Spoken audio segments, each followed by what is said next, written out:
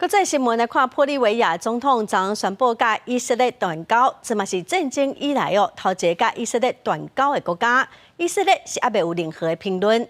哥伦比亚甲智利嘛调回驻以色列的地赛，世界各国拢为着要徛对一边，有未少的争议。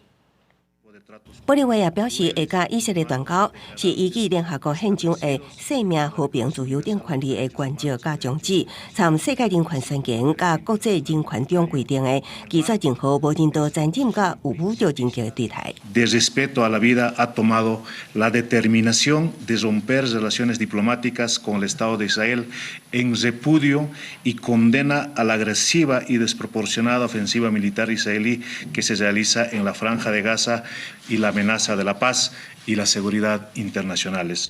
以色列为着保护巴勒斯坦哈马斯武装团体10月7日发动造成1404个都市，也有人质防押走，最近防攻弹炸加沙走廊，造成百姓死伤无数。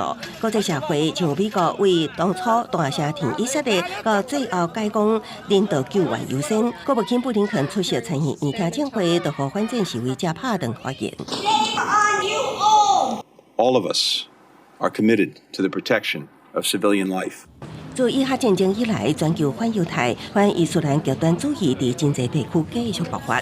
31日，法国巴黎一名摸头巾的妇女伫地铁站内大声喊“圣战口号”，真主至大，阁有威胁性的举动。巴黎警方沟通无结果，因为危险无缓解，对伊开枪。妇女的腹肚着穿上衣。法国政府表示，会分别针对妇女甲警方武器使用情况展开调查。颠倒反犹太氛围也扩大摊开。巴黎几啊栋建筑红喷代表犹太民族的大会之称符合外界烦恼，犹太人住所红标记。法国政府强调绝对无用反犹主义。公司新闻为民编译。